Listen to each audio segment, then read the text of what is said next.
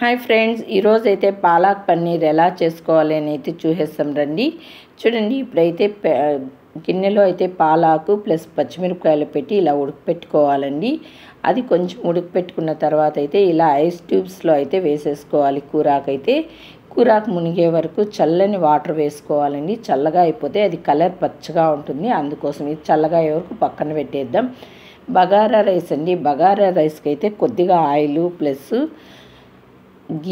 నెయ్యి అండి వేసేసుకుందాం. రెండు వేసి కొద్దిగా మసాలా దినుసులండి, చెక్క లవంగం అన్నీ ఉంటాయి కదా, బిర్యానీ ఆకు అంతా వేసేసుకోవాలి. కొద్దిగా జీడిపప్పు పలుకులు పచ్చిమిరపకాయలు వేసి బాగా వేపుకోవాలండి. అది వేగిన తర్వాత అయితే పుదీనా ఆకండి ఒక గుప్పెడు పిడికి నింపులా వేసుకోవాలండి. పుదీనా ఆకు వేసి వేపేసుకున్న తర్వాత రైస్ వేసుకోవాలండి. ఒక కప్పు రైస్కి 2 కప్స్ వాటర్ అండి వేసేసుకోవాలి. వేసేసుకుని తగమట్టు వాటర్ వేసేసుకోవాలండి. తర్వాత అయితే కొద్దిగా దానికి తగమటం రుచికి తగమటం సాల్ట్ వేసేసుకోవాలి.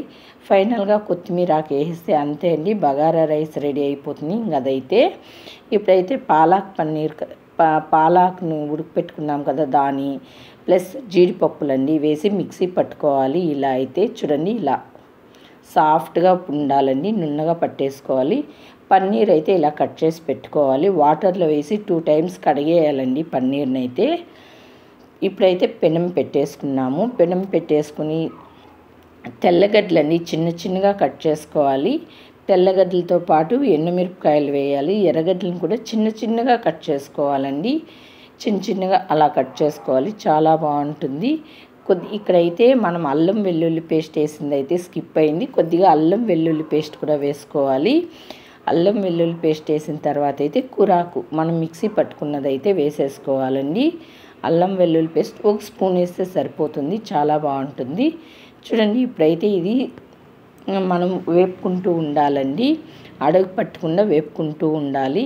ఎవరికైనా ఈ వీడియో నచ్చినట్లయితే లైక్ చేయండి, షేర్ చేయండి, సపోర్ట్ చేయండి.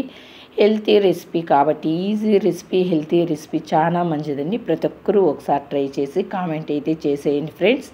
చాలా బాగుంటుంది అనుకుంటున్నా, బాగుంటుంది కాబట్టి చెప్తున్నా. ఓకేనా ఫ్రెండ్స్, చూడండి ఇప్పుడైతే ఇలా కలిపేసుకోవాలి. కలిపేసుకున్న తర్వాత అయితే ఇప్పుడు మనం తగ్గమటం వాటర్ వేసేసుకోవాలండి. ఎక్కువ వాటర్ వేయకూడదు, కొద్దిగా వేసుకోవాలి. కొంచెంగా గట్టిగానే ఉండాలి కన్సిస్టెన్సీ, మరీ లూజ్గా ఉండకూడదు. ఉప్పు పసుపు ధనియాల పొడి మిరప్పొడి అండి వేసేసుకొని కలిపేసుకోవాలి. ఇప్పుడైతే కొద్దిగా జీలకర్ర పొడి అండి, ఏంచి పొడి చేసుకున్న జీలకర్ర పొడి కొద్దిగా వేసి పన్నీర్ అయితే వేసేసుకోవాలి. కన్సిస్టెన్సీ చూడండి అలా ఉండాలి.